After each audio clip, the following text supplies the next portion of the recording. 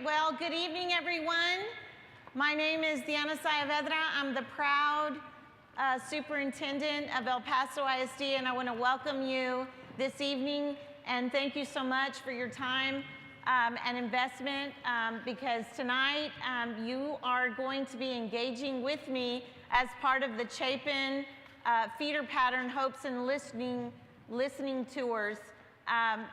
So you'll be engaging in a wonderful conversation with me about what's possible as we think about the future of El Paso ISD. But before we get started, I did want to make a couple of introductions. We have two of our board members that are here with us this evening, Ms. Isabel Hernandez, who represents District 4, and I believe Chapin High School is part of that. And also Mr. Israel Ida, who's here on behalf of District 5. And so I want to share with you all that, I know that board members are elected officials, but a lot of what they do, everything that they do is volunteer work. And they work a lot of long hours aside from the regular job that they have, really working on behalf of the school district. They put in a lot of hours, they make a lot of tough decisions. So I really appreciate the work that they do. So why are you here this evening?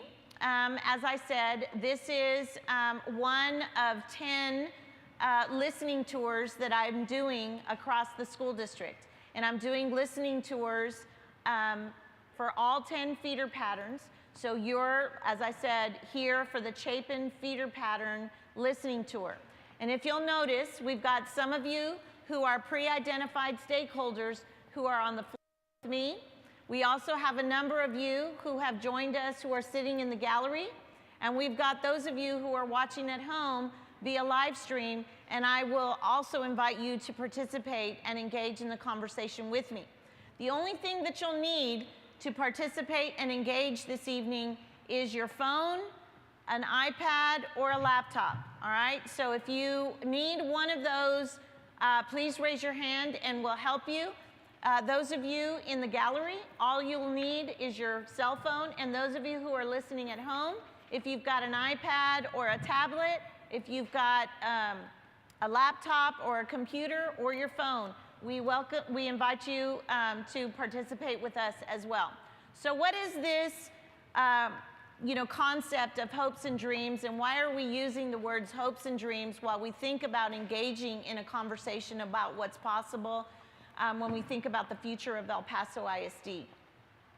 Well, I want us to start off by just defining the two words hopes and dreams, so that as you're engaging in this conversation with me, you have some context in terms of what I want you to be thinking about. So when we think about the term hope is defined as a feeling or belief that something is possible. And part of what we want to think about today is what's possible for the students of El Paso ISD. What's possible for the future of this school district? And when we think about the word dreams, I want you to think of it in this terms: something that you have wanted for a really long time. All right? So when we have our conversation this evening and we engage and I ask you to share information with me, I want you to be thinking about these two terms as we think about our conversation. Why is it important for us to come together as a community to have this conversation? Well, what I would share with you is that as schools are community hubs, right? People, when they buy their houses, they choose to buy a house in an area where schools are thriving. So schools are very important to a community. They're important to neighborhoods. They're important to parents. They're important to, they're what we do. We educate our children at schools, in our public schools. So when I think about visioning, when I think about the possibilities for El Paso ISD going forward as the leader of the school district, I cannot chart the course for this school district alone, nor should I chart it alone. We need to come together collectively, have a conversation, and think about what we want for our school district, for our children, for our schools, for our neighborhoods. And so I invite, this is one of many conversations we'll have over the next few months as we think about the future of this school district. And so, as I said, there's those of you who are sitting at tables here with me.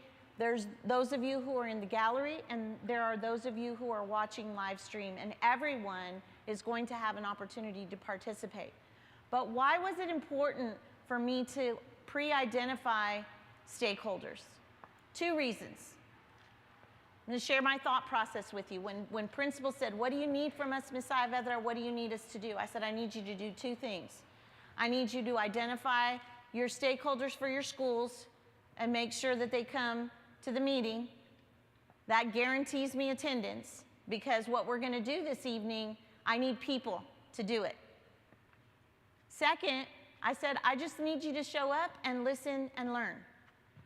And that's what I've been doing as a superintendent over the last few months. I started on January the 4th, but over the last few months, a big part of my entry plan has been to listen and to learn. What do I need to know about the school district? So today is another, or this evening is another dimension to that entry plan where I'm listening and I'm learning, along with our two board members, along with administrators that are here, and along with the rest of the public, right? But again, I want to go back to, if we're going to vision for the future, we need to vision together. We need to vision together, and we need to make a collective commitment about what we're willing to do. What are we willing to commit to once we identify what it is that we want? So, as I said, this Hopes and Dreams framework is really a community-based visioning process. So as a result of this conversation this evening and the information that we generate, what are we going to do with that? What is that going to become? How is that going to help us as an organization move forward? Well, there are three things that I want you to think about. As we go through our conversation this evening, it is going to help me and the board identify what the priorities of the community are. And you're going to see how that's going to work in just a few minutes. And again, I'm doing this at all 10 feeder patterns for two reasons. The information that we generate and the priorities that we discover, some of those priorities are going to be priorities that span the entire school district, that are common across the school district. But some of the priorities may be specific to a given feeder pattern.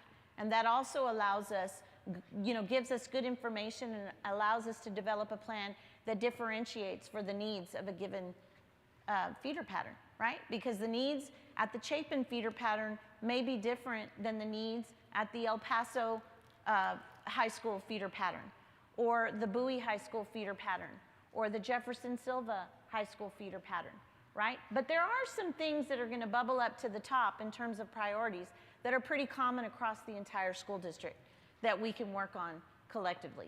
So, community priorities. Secondly, I'm going to take this information that we generate after having these listening sessions with all 10 feeder patterns, and I'm going to share it with the board.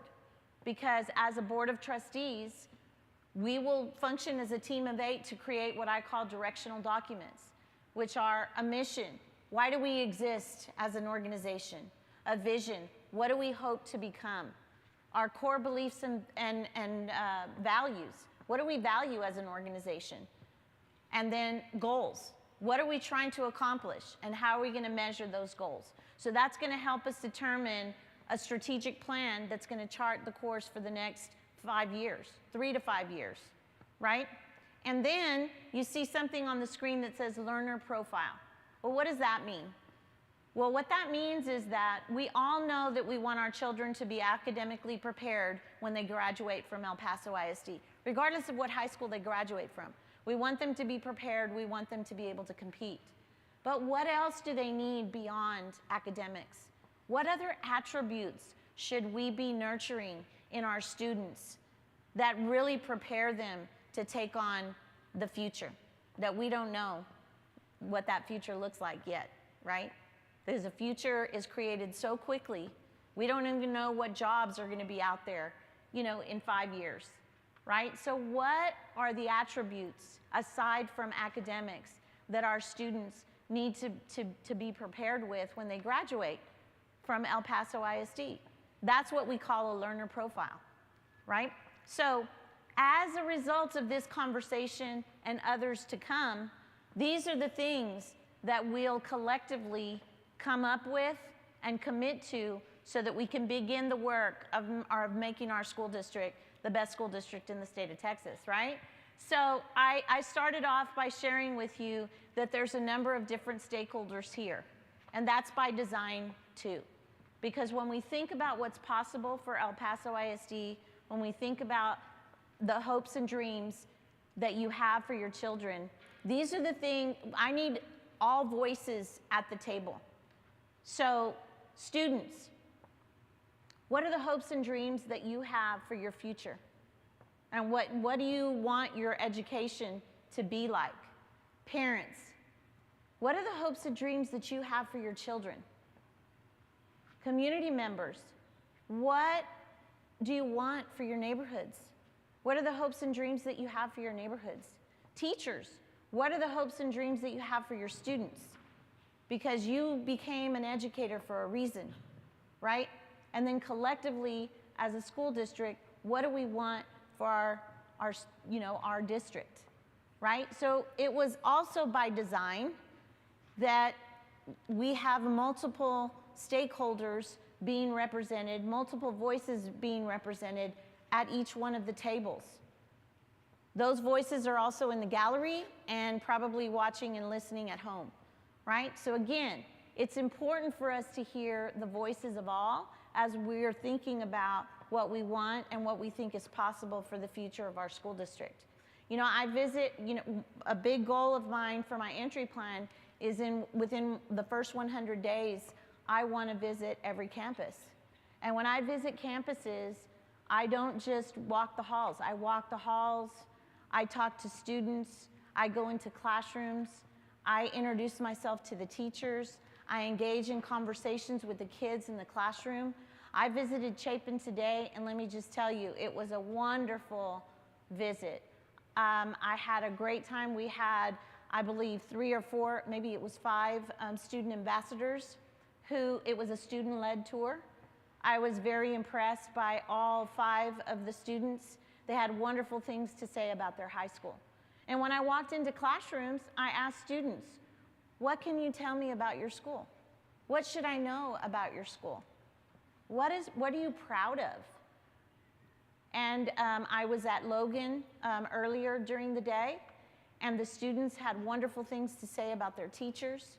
Here at Chapin, the students had wonderful things to say about their teachers. They felt like they had access to a lot of programming and a lot of choice, but they were very proud when they spoke about their school. And that was wonderful for me to see and to hear from the students. So when I go to schools, that's what I do. I don't just sit in the principal's office and talk to the principal. I walk the halls of the school, I walk into the classrooms, I talk to teachers, and I talk to students. Because it's important for me to hear those voices and to understand what's happening boots on the ground, right? So again, hopes and dreams, this is the type of conversation, and there's a reason why you've been asked to be at the, to take a seat at the table, right? So how are we gonna do this? How are we gonna engage in this conversation? So we're gonna use a platform that's called Thought Exchange. And let me share with you a little bit about how that platform works. That platform works, I'm gonna ask you an open-ended question, okay? And when you'll have a QR code and you're gonna go into the platform, and when I ask you the open-ended question, you're gonna go in and generate a number of thoughts with your tablet, with your phone, with your laptop, whatever it is that you have, right? And as you're writing in your thoughts, everyone else is writing in their thoughts. Those of you who are sitting in the gallery, those of you who are watching live stream, and those of you who are here with me. So everybody's generating their thoughts. Those thoughts are anonymous, so nobody can see who's generating them. And then you go in there and you rate the thoughts. Does that thought resonate with me? Do I agree with that thought? And you'll be able to rate the thoughts 1 to 5. And so what happens then is the system begins to connect the thoughts, right? And those that are affirmed by a number of different people and receive the higher ratings, those begin to bubble to the top. Again, going back to priorities. We begin to see what are the things that people think are important. What do they believe is possible when we think about the future of El Paso ISD? So we'll generate, you'll read the thoughts, and you'll rate the thoughts. And like I said, it's anonymous, so nobody can see who's typing in what. And it's very easy to use web format. And you know, all you have to do is raise your hand if you're having trouble getting into the platform, and we'll have helpers come and help you. It's also, by the way, you can choose what language you want to submit your thoughts in. So if Spanish is more comfortable for you, you can use the drop-down menu, click Spanish, and you can generate all of your thoughts in Spanish or English. I'm not sure if there's any other choices, but I know that there's at least those two, right? All right, so as I said, I've been visiting campuses. I've been really initiating my entry plan. I visit with internal stakeholders. I visit with community members. I visit with community groups. So what is it that I already know about the school district in the informal conversations and visits that I'm having? All right, well, what I know is, number one, that it's going to be my job, together with the board and the administrative team and all of our, you know, internal stakeholders, to restore the faith of the community in the school district. I know that already. I know that the community has a lot of questions and has lost a lot of faith in the school district for whatever our past history is. So I know that going in, that is going to be a challenge that we will need to overcome. The second thing is that we've got declining enrollment. So over the last 10 years, our enrollment has declined significantly. And so we know that as a community that has open enrollment, we're going to have to incorporate strategies and figure out what we need to do to stabilize our enrollment and reverse the decline and bring students back into our school district, because we're a quality school district and we educate our students very well. So we need to, you know, that is a challenge I know already going in, and something that is a true reality for our school district in terms of challenges. The other thing is that we've been in existence as a school district for 140 years. We're the oldest school district in the county. And with that age means that the average age of our facilities is 50 years old. And as I mentioned at the beginning, there's a future out there that we haven't even seen.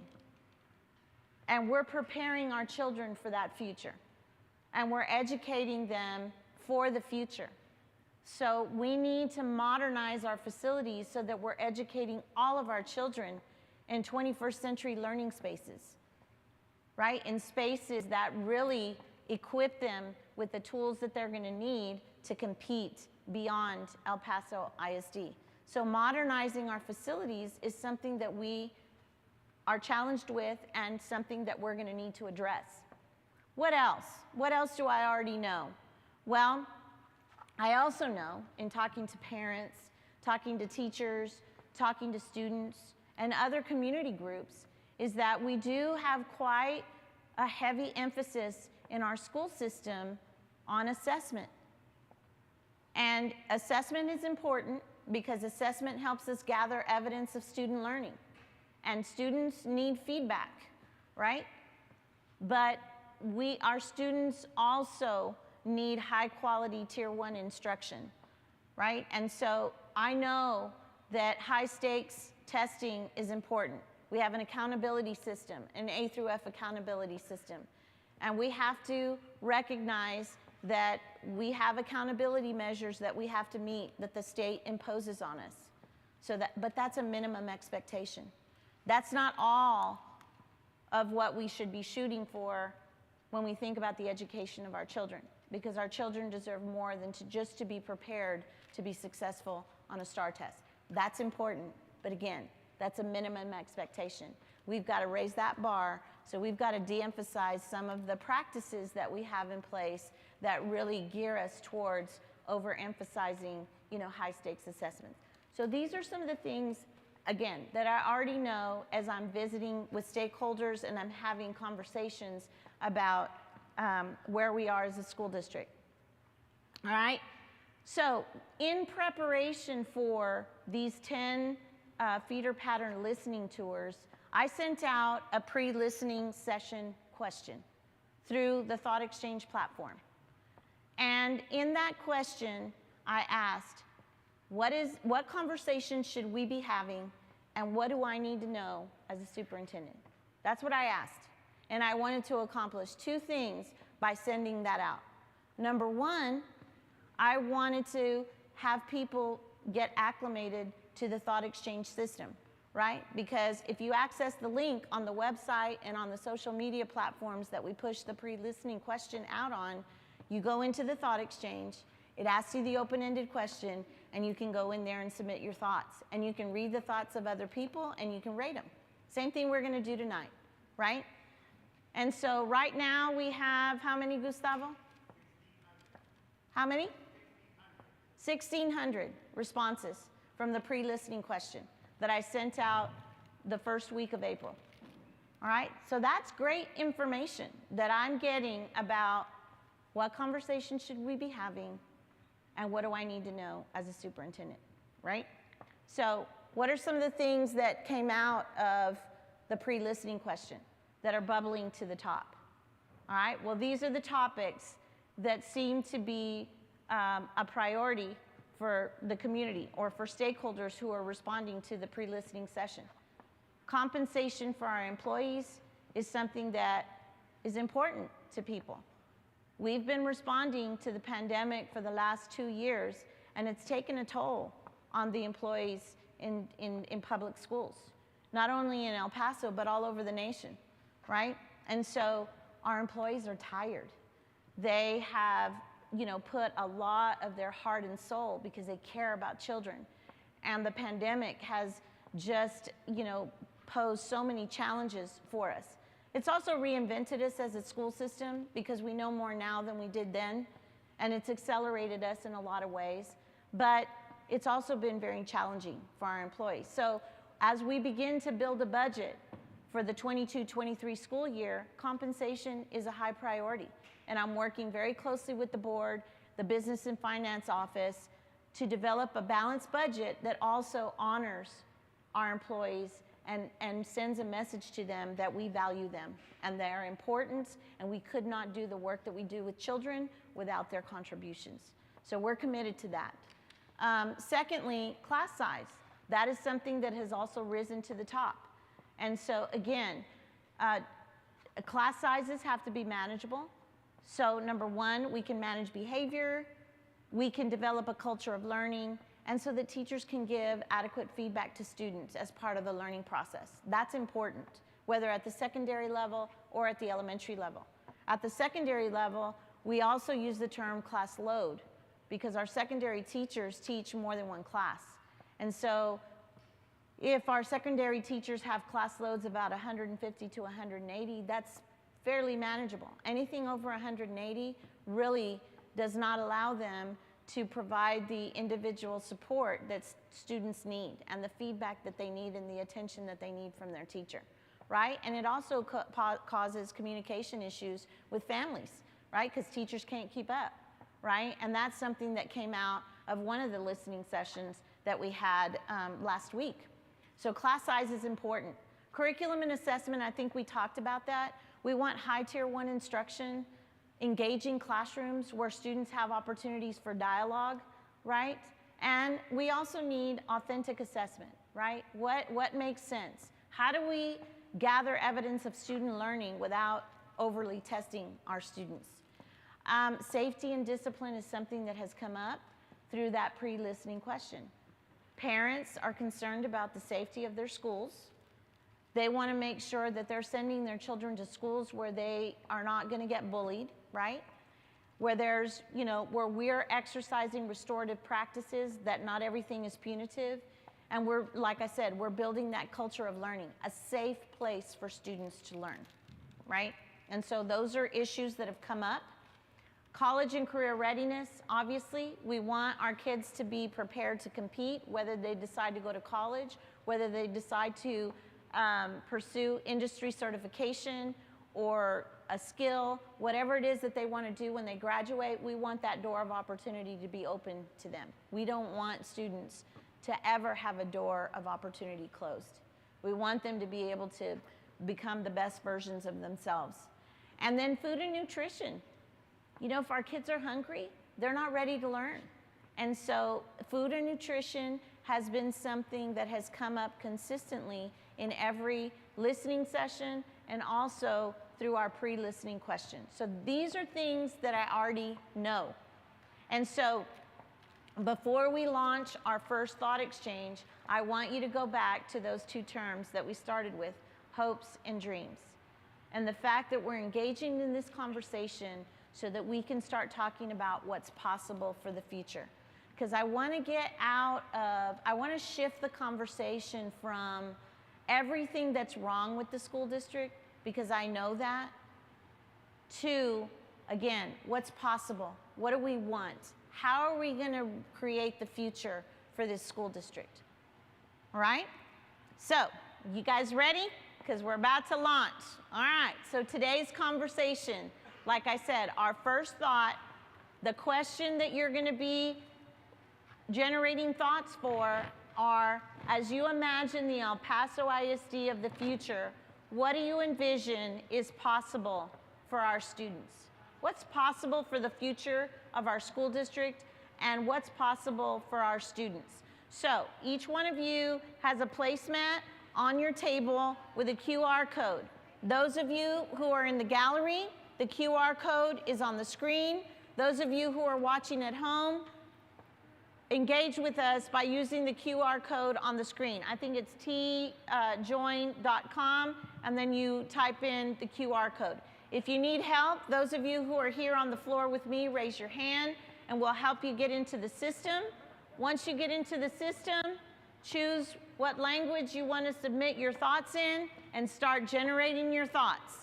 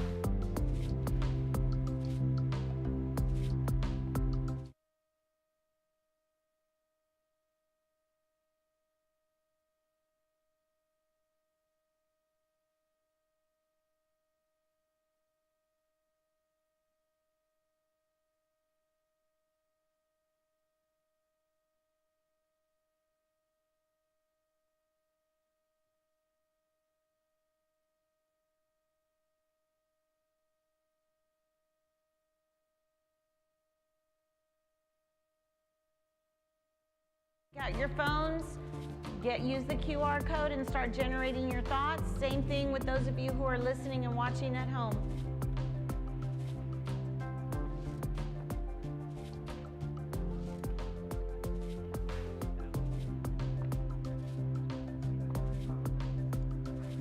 So generate as many thoughts as you can. Don't stop at just one. Generate as many thoughts as you can. Go in and read the thoughts of others and rate those as well.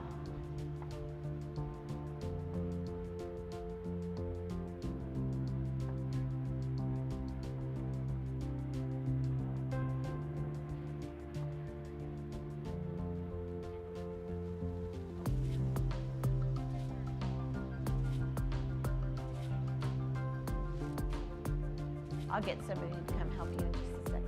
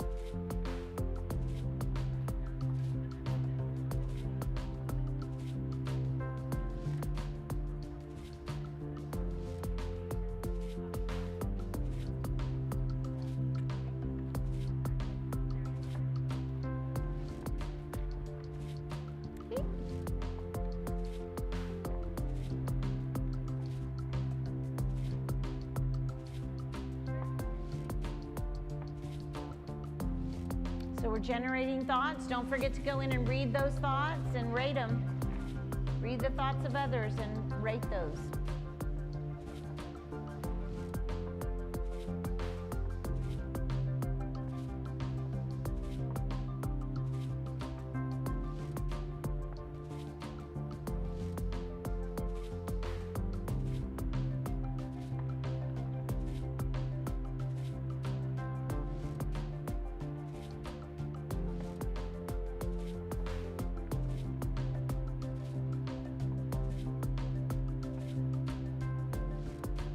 Feel free to eat your dinner while you work.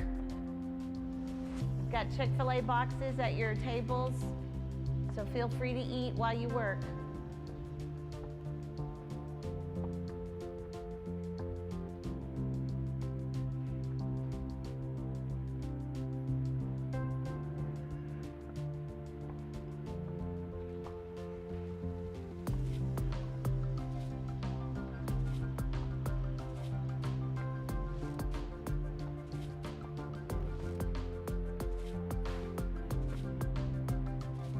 All right, guys, we have a lot of thoughts generated, but we need to go in and read the thoughts and rate them.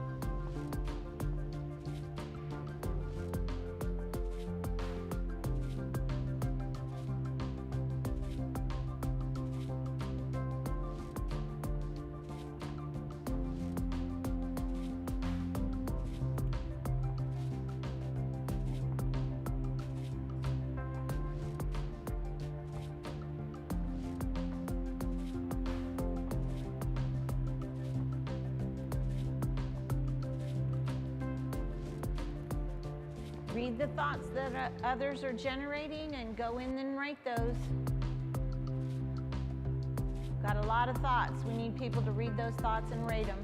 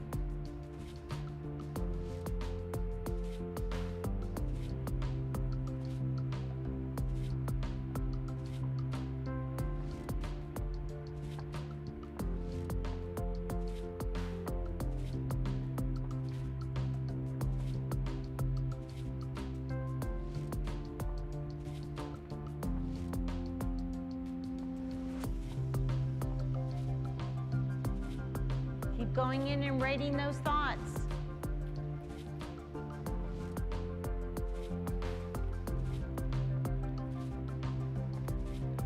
Got a lot of thoughts in there, but we need more rating.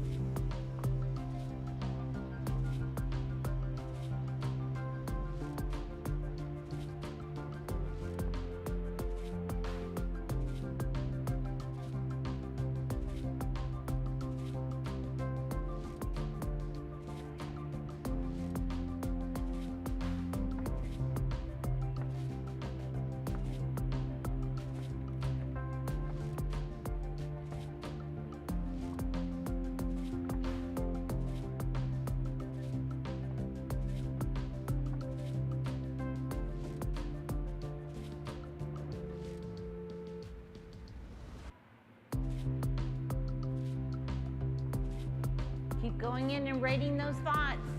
I know I'm making you work real hard, but we've got to have you go in there and read and rate.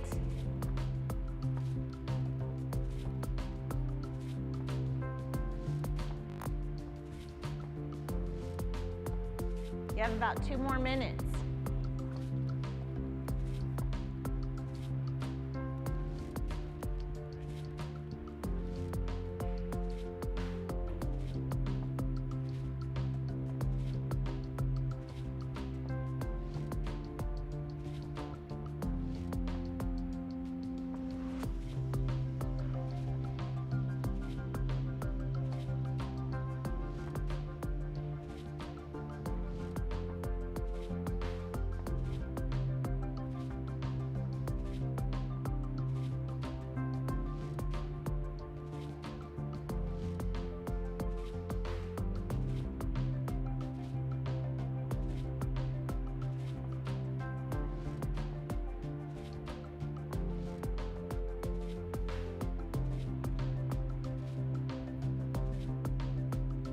I'll have about 1 more minute.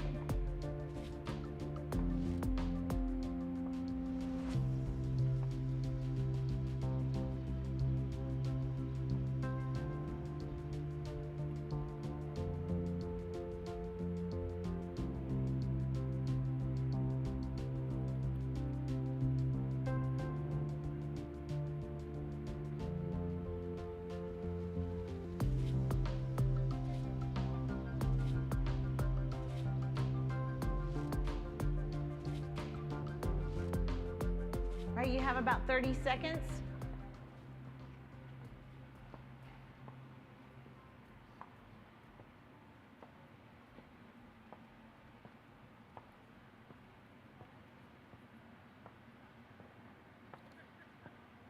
You have about 10 seconds.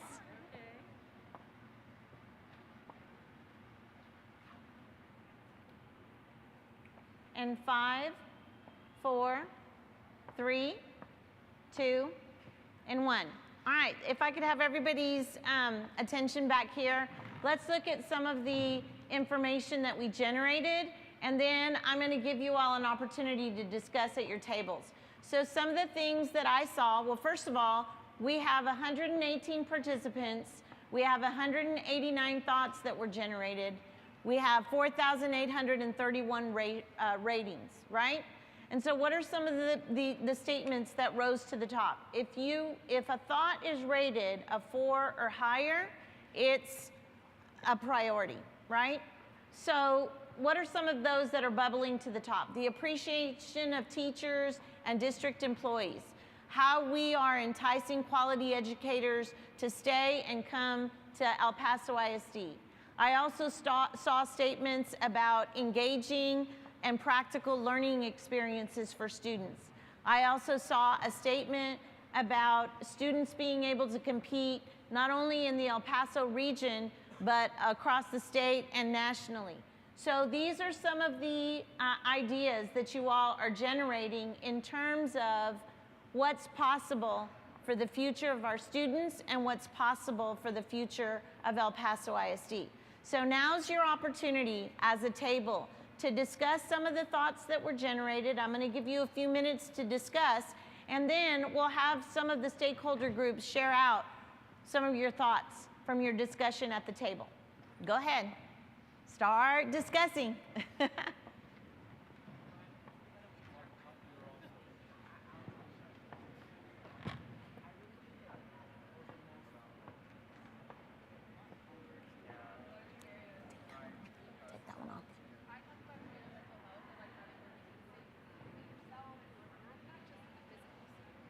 On top.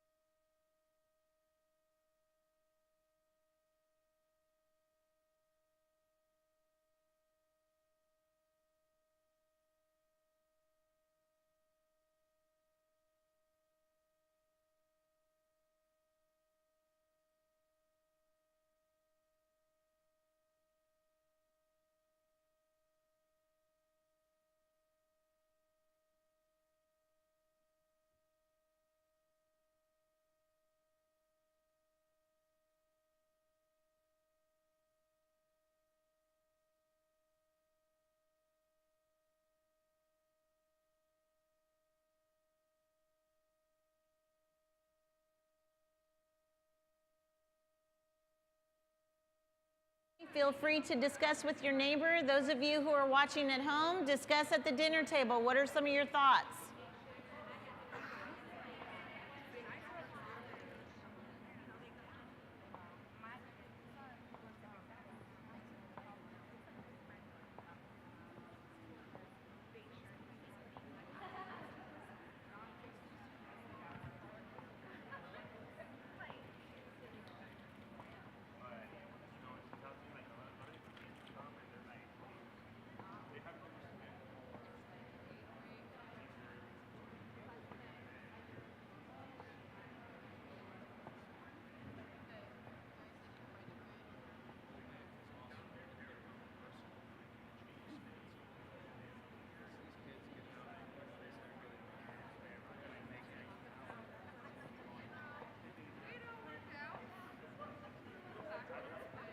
Right, you all have about 30 more seconds to discuss at your tables.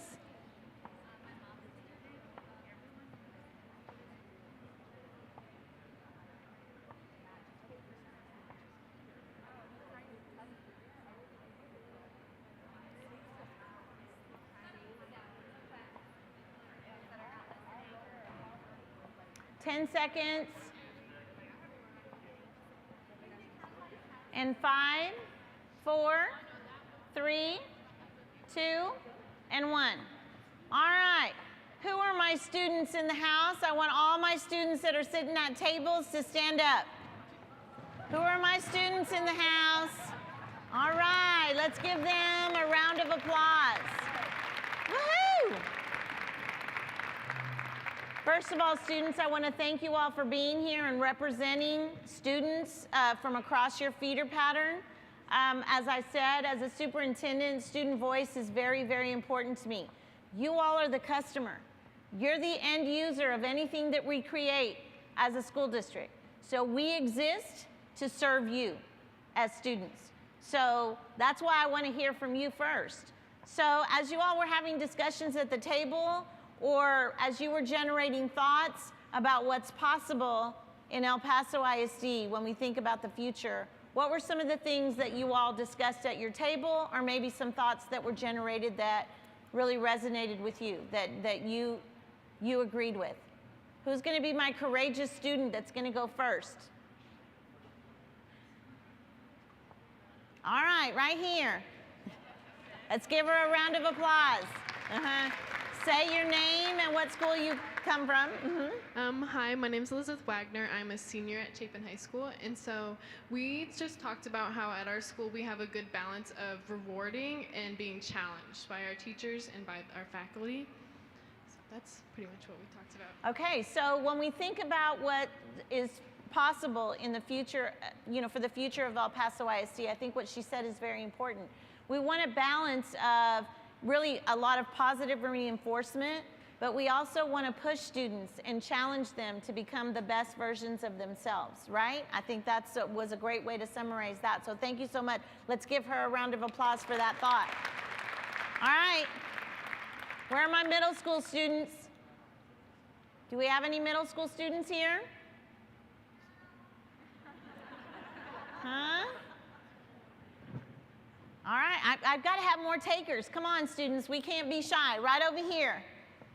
Hello, I'm Paulina Ortega, and I'm a junior here at Chapin. At my table, we talked about how students need more mental health resources on campus, because we have amazing counselors on campus, but they're really overworked with administrative work, such as scheduling and planning tests. So I think we need a different job for students, for counselors to be able to reach directly to students. All right, well, that's a great thought that you just shared with us. Let's give her a round of applause. But, I talked a little bit about the pandemic and the fact that, the pandemic has been traumatic for all of us. It's also been traumatic for our children, for our students. And so their levels of anxiety and their sense of wellness, not only physical wellness, but mental wellness, is something that we need to pay attention to. So wellness in general, but especially mental health supports and wellness initiatives. So absolutely, we need to really develop systems that support students in that way. And sometimes our school counselors, that may not be the job that is theirs, right? We may need to have additional supports. When I think about a multi-tiered system of support, you have level 1 supports, where that may be a support that a counselor can provide. But you may need more intensive supports at level 2 and level 3 for students who need layered support to be successful in the classroom. So thank you so much for sharing that thought. How about any elementary students? Right over here, this young lady. All right, guys, the girls are outdoing you tonight, so I'm gonna wanna hear from some boys. All right. Hello, I'm Hannah from Logan Elementary School. I think we should bring ambassadors and GT connections back. Okay, wonderful. Keep going. My brother was in it for 3 years, and I was waiting to get in it. But then straight when COVID hit, I couldn't go in it anymore. Well, ambassadors, let me tell you, that is a really important, and I'm not exactly sure what all is wrapped up in that, but I would tell you that several of the schools that I've visited, I'm greeted by student ambassadors. And it's very evident that that their leadership skills have been nurtured, because they welcome me with confidence. They speak to me about their school with confidence, and they're very proud to show me around their school. So that is absolutely something that's important. If that's something that has not been at the forefront, then absolutely we should think about that, because that really that creates that culture of learning, that culture of pride that we really need to have in our schools across El Paso ISD. And you said something about gifted and talented. So we need to look at programming that really addresses the needs of all of our students. And that was a thought that I saw as well, right? So programming that really nurtures what a gifted child needs, just as well as it nurtures a child who might be struggling who needs additional supports, right? Because they both need support, they just might need support in different ways. So equity is important. So thank you, sweetie, I appreciate that. All right, I want to hear from two boys, two young men. All right, who are going to be my courageous young men who are going to share some thoughts? One over here. I'll go for it. Hi, I'm Ben Soika. I'm a sophomore here at Chapin. One main concern that came up at our table was supporting electives here at our schools more, and also other paths of education than the typical four-year college. Just supporting those alternative routes and keeping electives on, because typically those are the first thing to go when something needs to go from a school. Right. So just keeping electives on was one main thing. That's wonderful, and thank you for sharing that thought with me, because if you all remember in some of my opening statements I talked about there's a number of different pathways, and we need to generate those pathways for our students so that they can maximize their strengths. And for some students that might be, you know, post-secondary education at a traditional college or university. And for others that might be securing industry certification. For somebody else, it might be going into the Art Institute. You know, I walked into an art class today, and the talent in the room was amazing here at Chapin High School. So electives and pathways that really allow students to maximize their strengths and be the best version that they can be with what they love to do. So thank you so much for that. One more student. All right, right over here. Let's give him a round of applause. All right. Tell us where you're from and who you are. My name is Sebastian, and I'm a sophomore at Chapin. And I agree with what he said, that we should encourage students to do electives Okay. rather than take them out of it. All right. So we need to have a lot of elective opportunities for our students. And I think that also what you're alluding to is that many times students, we take them out of their electives sometimes because they need support in other content areas. And that sometimes can be detrimental for a student because it demotivates them, you know, because there may be things that they love to do and they look forward to those things every day, right? So we have to have a balance. So I appreciate our students. Let's give them a round of applause. All right. All right, students, have a seat. Have a seat. All right, who are my teachers in the house? I know there's plenty of you here. Teachers in the house, stand up and be recognized. All right, let's give our teachers a round of applause. Let's give our teachers a round of applause. All right, teachers, what are some of the discussions that were happening at your tables? When we think about the future of El Paso ISD, what do we need to be thinking about? Who's going to go first? Right over here. Tell us who you are and where you're from. My name is Ricardo Ponce. I represent Travis Elementary. I have my Travis peeps here. Woo!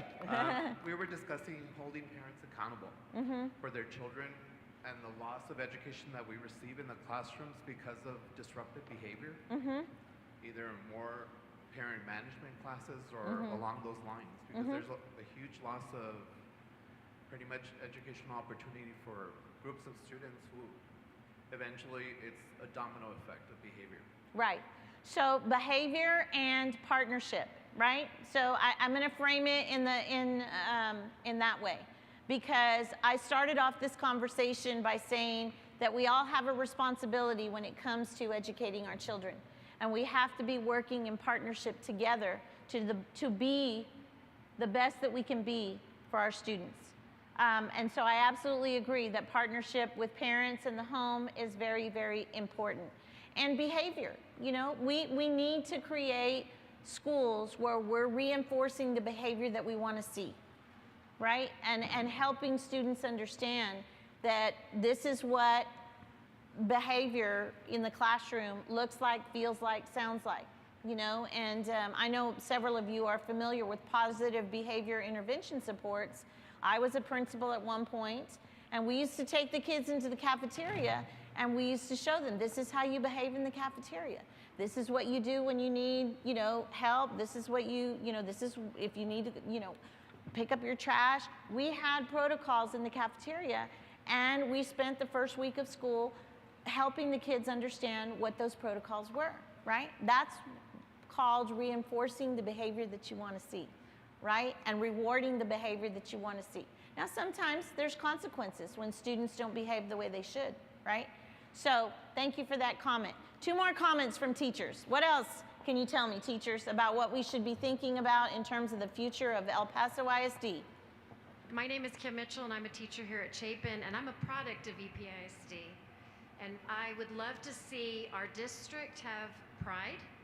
I would love that to trickle down to our high schools and our middle schools and our elementary schools, where we have school spirit, but we also have respect in the campuses and pride in those campuses and what those campuses stand for. Absolutely. Thank you. Let's give her a round of applause. You know, I think culture is important, and that's something that's wrapped up in what you just shared with us, that, you know, a culture of pride.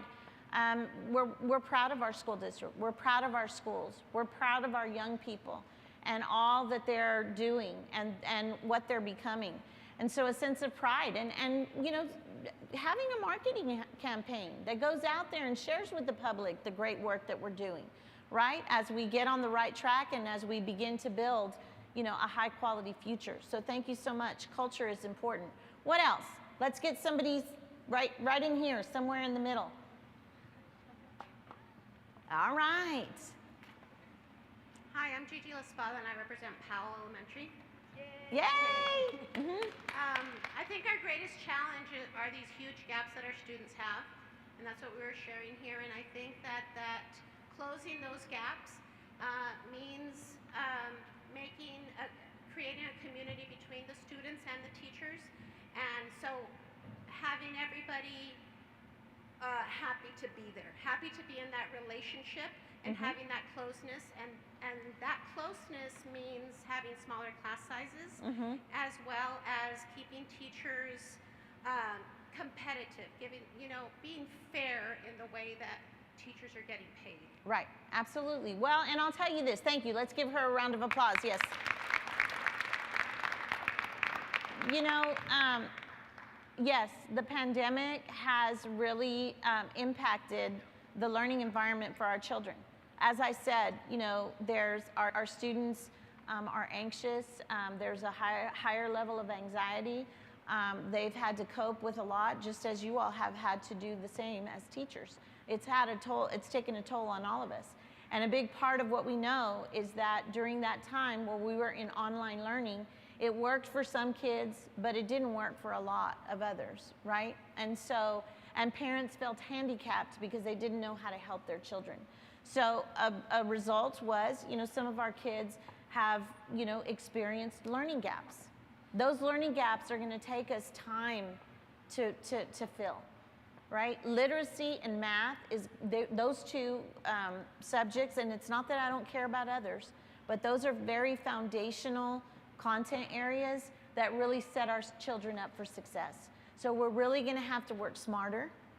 We're going to have to be committed, but we're really going to have to figure out, where do we invest our time and our effort, and what's important when we think about bridging the gap for our children. They need to be able to read, and read at high levels, so that they can do the work that they need to do in all of the other content areas. And their numeracy has to be on target as well. So literacy and numeracy are going to be things that we need to think about as we chart the future of this school district. So thank you so much.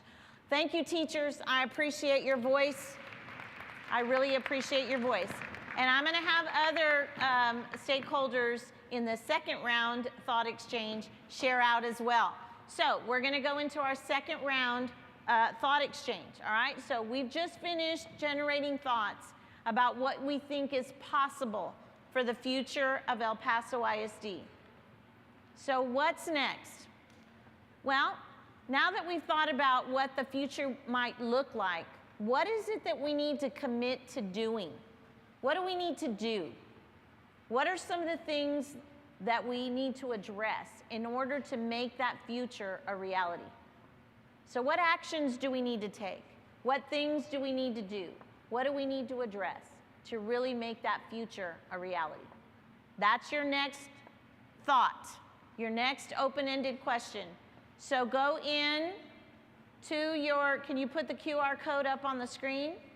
Go into your phone, your laptop, your tablet, and let's start generating thoughts. You've got your new QR code on the screen. Those of you who are in the gallery, please take your phones out and engage in the conversation with us. And those of you who are listening and watching at home, join us with the new QR code and the second thought exchange. Generate thoughts, read the thoughts, and rate the thoughts.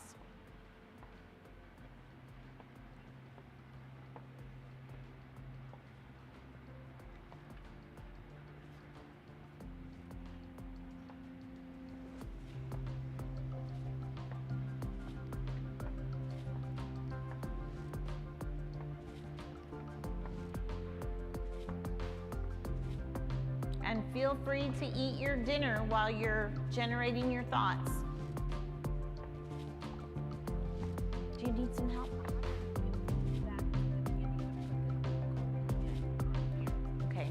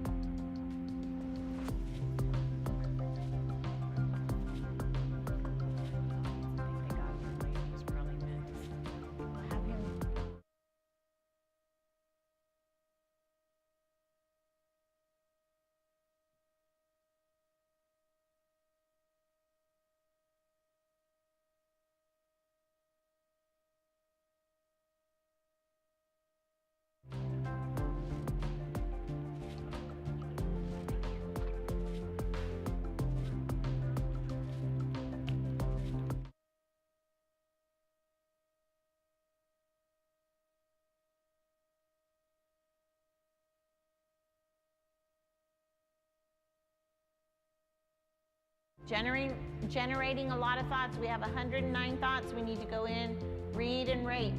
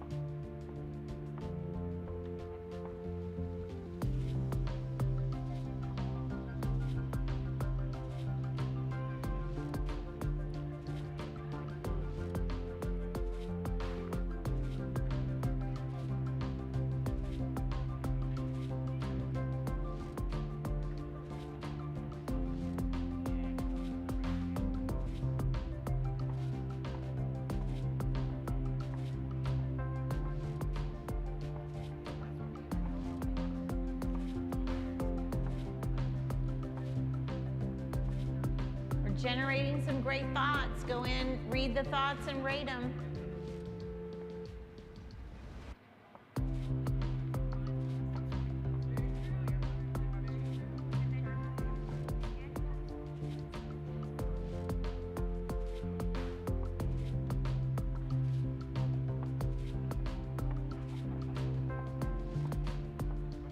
Keep going in to rate those thoughts, guys.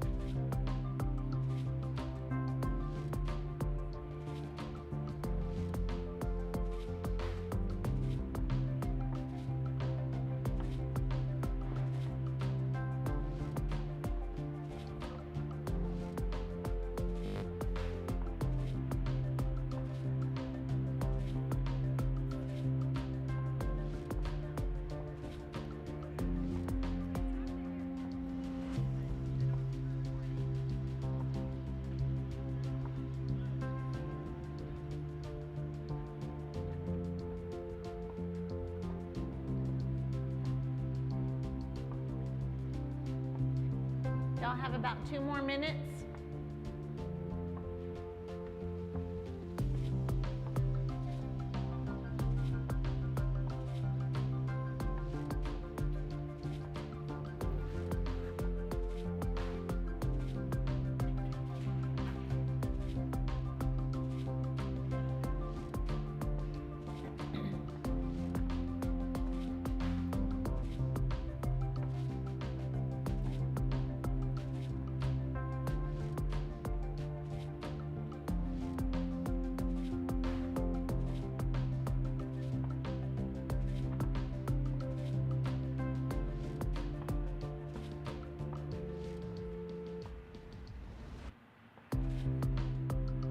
Okay, y'all have about 1 more minute.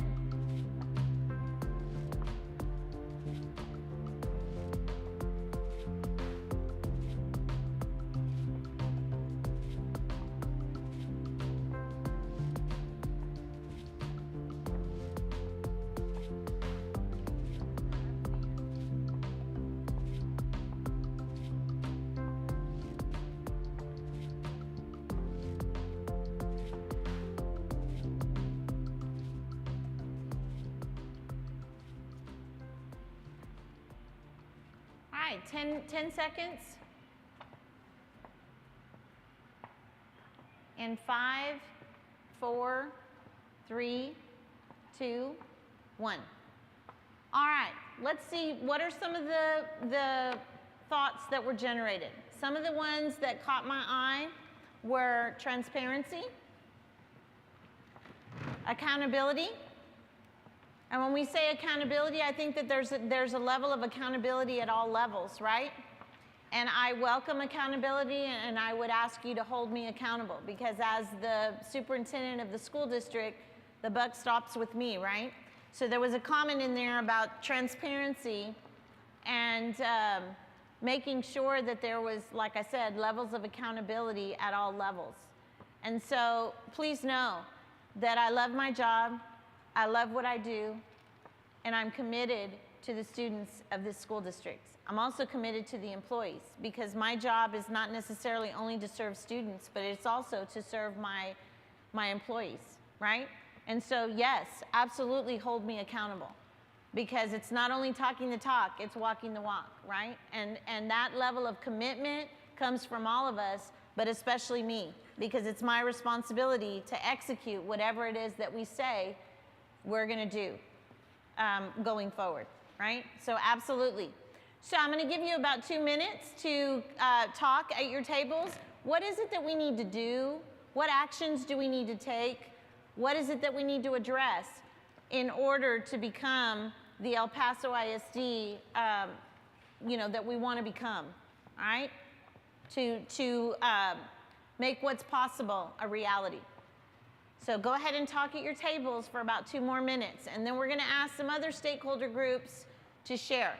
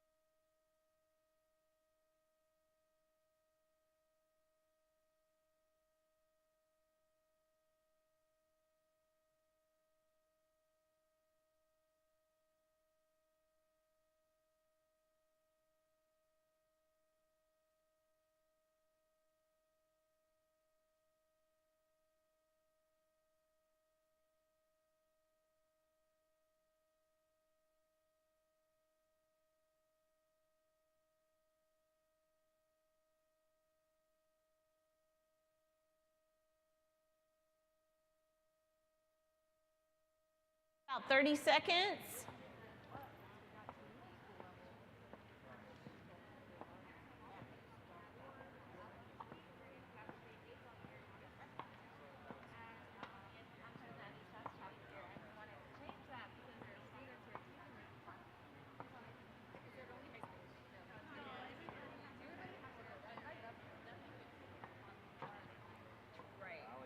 Ten more seconds. 5, 4, 3, 2, and 1. All right, my parents, who are you? Stand up and be recognized. Parents in the house. All right, I need all my parents to stand up. All right, thank you, parents, for being here. We appreciate you taking time out of your busy schedule to be here with us this evening. And as we said, it's important for us to partner with you. So your voice is very important as we think about the future of El Paso ISD and what we need to do. What actions do we need to take to make that the future possible? So who wants to share, parents? I'm going to take 3 parent comments today. All right, this one right here. If you can share your name and your school. My name is Joy Wheaton, so I'm a parent at Powell Elementary, but I do have kids at Young Women's Academy and also here at Chapin. So one of the biggest frustrations I have as a parent, I have some students that have IEPs, and they're already trying to maintain where they are at a normal level and struggling with that.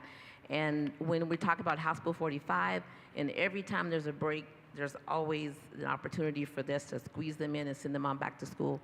They're under a lot of stress. So I think on the top level, we think, okay, this is great, and I know it's coming from the state, but you know, this is great, let's squeeze all this learning in, but to the kids, that's a lot of pressure. It's a lot of pressure. And I also wanna kind of piggyback on that, and it may not change, but I have students too that are athletes, and I think being an athlete affords a lot of real life lessons. And so when we look at how the students are being graded and then the parent portal, I think the parent portal needs to be tweaked a little bit. It's only as good as what the teachers are inputting. And so I think there are places where in categories you have you know, 2 grades where it's 40% of your grade, and you mess that up and that's it.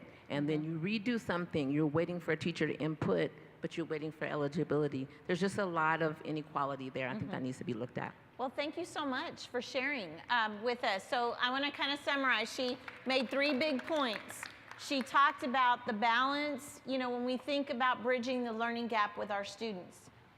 Yes, the intercession is important, but maybe we need to structure that in a way that allows students to have fun, and it's more of a camp atmosphere so that the level of anxiety goes down, because it causes a lot of anxiousness for some students. So thank you for sharing that.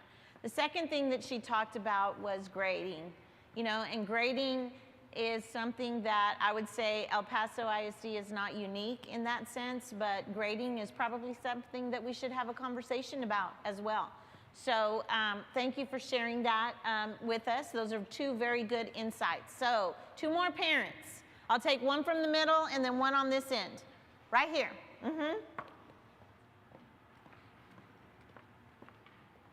Hi, my name is Kelly Wagner, and I have 3 kids to at Chapin, and I have 1 at Young Women's Academy.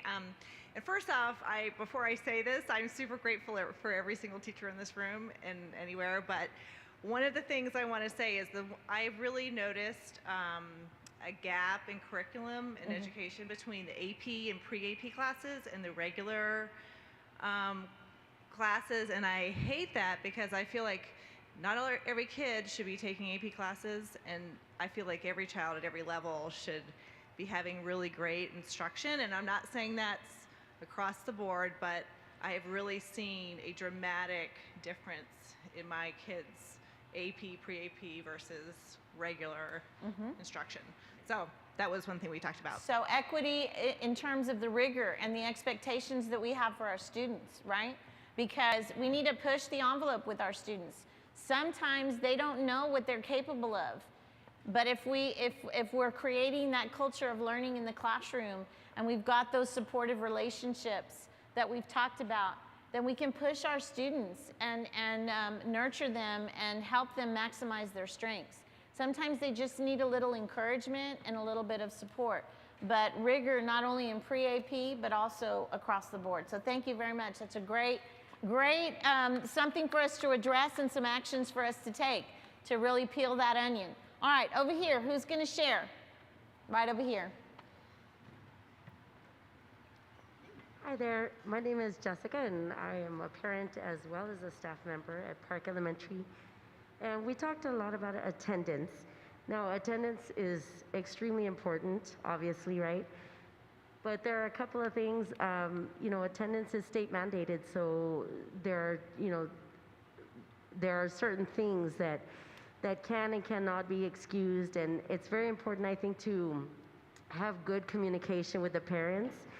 We're at an elementary school, so we have constant communication. We're always trying to be proactive as far as reminding the parents, thank you so much for calling it in, or make sure you bring in that doctor's note. It's very important for them to know that little things like that don't take a lot of time do help their children's attendance. But I think it's very different on the high school level, because at the high school level you have older children whose attendance may not always reflect what the parents' efforts are at home, or maybe they're going out like to visit a college and things like that, and maybe some things could be documented so that they're excused. But having a good conversation with the students also, to make sure that they understand that if they skip a class here or there, it is going to affect them. It is affecting not only them, but it's also affecting their parents. And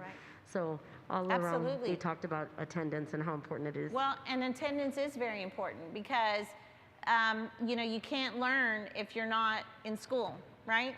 And so, the research shows that attendance is one of the greatest predictors of student success, because when they're in school, they're learning, right? So it's important for us to have systems, again, to encourage students and help them understand the importance of being in school. But I'm going to go back to some of the supports that this young lady talked about just a minute ago when we asked for student voice, because sometimes we assume the worst when a child may not be coming to school, but we may need to peel the onion and figure out what are the reasons why the child is not coming to school. Does the family need support? What may have happened to the family during the pandemic that's causing a challenge and making it difficult for there to be, reinforcement for attendance at school? And so there's a lot wrapped up in addressing attendance, but absolutely, again, when we look at the research, attendance is one of the #1 predictors for student success. So that's absolutely systems that we really need to look at to make sure that they're systems that support our families, support our students, and really help emphasize the importance of them being in school. So thank you so much. Let's give our parents a round of applause. All right, community members. Who are my people representing community? Stand up and be recognized, please. All right, and something that I know is important. I'm going to go back to a statement that I talked about at the beginning. This is a collective effort from all of us. And so we need our community because there are assets in our community that we need to leverage to be able to educate our children, because we cannot do everything that a child might need to address their learning needs in 7.5 hours during the school day. Sometimes it requires before and after school time, or leveraging the assets of our community so we can really raise the level of quality education. So I want to hear from 2 community members, and then I have one more stakeholder that we need to hear from. Right over here, this gentleman. Hi, thank you. My name is Javier Valenzuela. I'm a parent, and I'm also an active member of the community. And I have my children at Travis Elementary School. So something we've noticed, and we discussed several things, and I would like to talk all about them, but as a community member, it is important perhaps to bring in people or entrepreneurs that know how businesses are run in El Paso in general, people that you know are ethical, that have good morals, and be able to come to schools and present that to students so they know not only by studying college will they be able to grow in this community and become someone important in this community. So perhaps bringing good parents or good community members that you know are out there, you see them constantly in marketing campaigns and all that, and they will be able to see someone and recognize someone, or perhaps a musician that is well known out there that came out from El Paso Independent School District, a good teacher, et cetera, et cetera. Someone so role that you know. models and mentors for our children, right? Exactly. And real world examples of what how what you're learning in school really translates into the workplace. So wonderful. Thank you so much for those thoughts and those comments. Let's give him a round of applause. All right, one more right over here. Well, I'll take 2 more. This gentleman here and then that gentleman there. Either one, whoever wants to go first. All right. Hi, Gustavo Arriaga, parent and community member. My topic didn't get a lot of votes, but that's okay. I'm going to say it anyway. And it was a couple of comments around the need to expose as many children, preferably all, as early as possible to algorithmic thinking, computer science, technical skills, digital literacy, whatever you want to call it. Yep. Right? And make that available to as many middle school students as possible, because the research is showing that the earlier the exposure, the better the later outcomes. Yep. And offering it to every high school student. It's not yet a state graduation requirement. It may be in the future, but getting ahead of the curve, because we know that STEM is driving job growth across the economy in general, and the overwhelming majority of STEM jobs are in computing. Absolutely. They're well, the highest and I'll tell you paid that. undergrad majors, highest job satisfaction, et cetera, et cetera, et cetera. Right? Yep, and I would say that, thank you so much. Let's give him a round of applause. He's absolutely right on target. And what I would say is even middle school and high school is, we can start our pre-K children. I don't know how many of you are familiar with, coding, writing codes, coding. That really supports a child's decoding skills in literacy as well as they're learning to read. And so there's a lot of tools and manipulatives that we can use as part of the coding process with children from a very young age. And they're called B-bots, and they learn how to write code and they program the B-bots. And so we need to begin these pipelines early and build that programming all the way up to the capstone courses at the high school level. So thank you for those comments. One more community member, and then I want my non-teaching staff to be ready, because I'm going to ask a couple of you to present or to share out as well.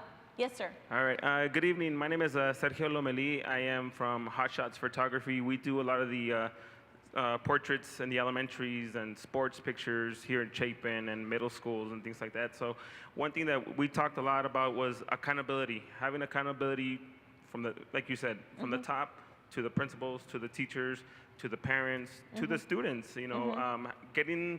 Being open with them, letting them know, hey, this is our past. We're moving forward, because we do work with different districts, and El Paso district has had their faults, just like every other district. But I think just being open with parents, with administrators and teachers, and keeping them accountability, it doesn't just fall on the teachers, because man, teachers, I applaud you guys. My wife is a teacher in a different district, and she comes home every day. Oh man, today was we testing these kids, and it kind of takes the fun out of being in school. Right. So that was one thing that we talked about. Absolutely. So that's a great comment to bring us back to the fact that we all have to commit, right? We all have a level of accountability, a level of responsibility, and we're all these cogs on the wheel that need to come together,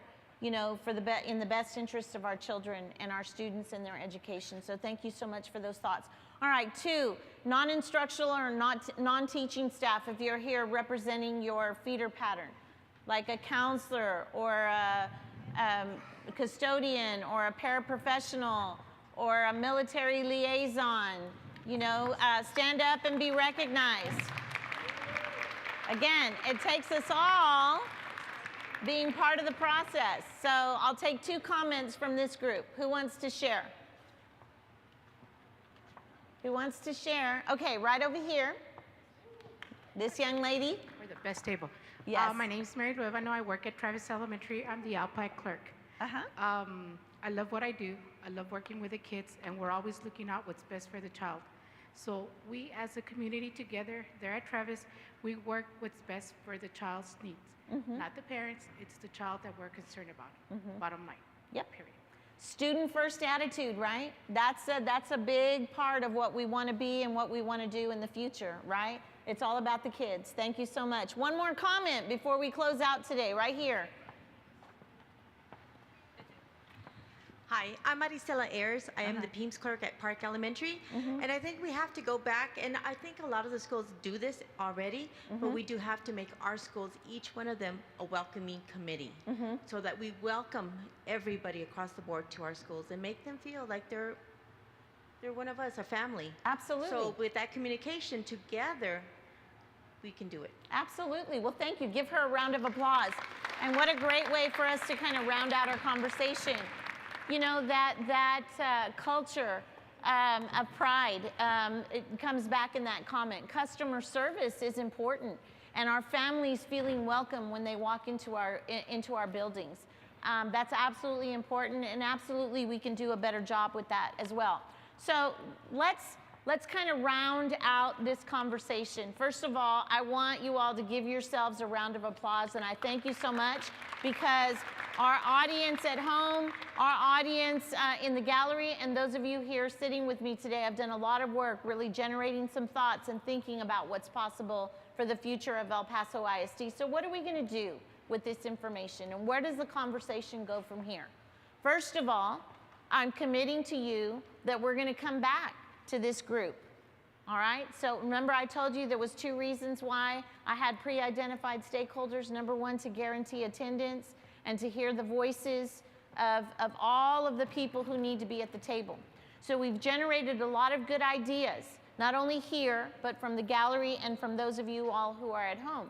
So we're going to take this information from across the school district. As I said, I'm going to share it with the board, and we're going to begin to create our directional documents. And we're going to begin to formulate a strategic plan. And we're going to bring those documents and that strategic plan back to you at every step of the way. so that we can continue to engage in the conversation. All right, this is what you said you wanted. This is what we said we needed to do. Here's the plan. Are we on the right track? Is this the target that we really need to reach? How are we going to measure that? Are these some of the metrics that we should be looking at? So this is the first of many conversations that I'm going to come back to you with so that we can, again, chart the future of this school district for the next 5 years, because it's about community. These children are our children, right? Your kids, your money, your schools. We all need to be part of the process to generate the future of El Paso ISD. And I need you guys to do that with me, alongside me, so that we can do this the right way. And we're all committed. So I'm going to leave you with this thought. The only way to control the future is to create it.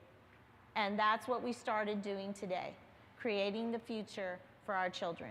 So thank you so much for your engagement this evening. I really appreciate all your thoughts, and I look forward to our continued conversation. I want to thank some people before I release everyone. All of these fine people over here in the background, they make this event possible, and they've been doing it for the last 3 weeks, so I really want to thank them.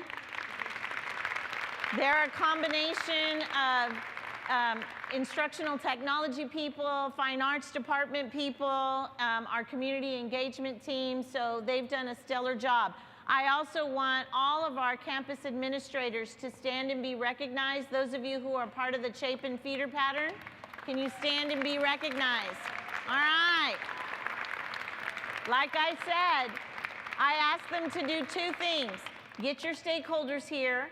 Thank you so much for doing that, principals. And number 2, just be here so you can listen and learn, right? And so they've done both of those things. Check, check. Thank you so much.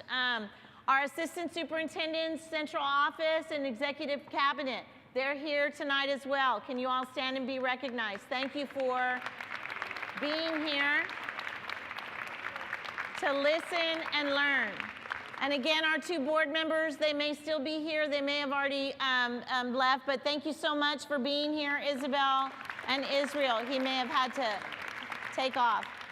But again, thank you, thank you, thank you so much. Oh, look at this. Wow, thank you. What beautiful roses. They smell beautiful. And I want to thank the students especially, because I know these nights are long nights for you, and you probably have homework that you have to go and catch up on, but I really appreciate your voice. And I especially appreciate the mariachi band from Chapin High School. They're absolutely wonderful, and they did a great job along with the drum line and the cheerleaders welcoming us today. So again, thank you for your time tonight. I look forward to our continued conversation, and I'll stay behind for a little bit if any one of you wants to speak to me individually. Thank you to those of you in the gallery and to those of you at home. You all have a wonderful evening.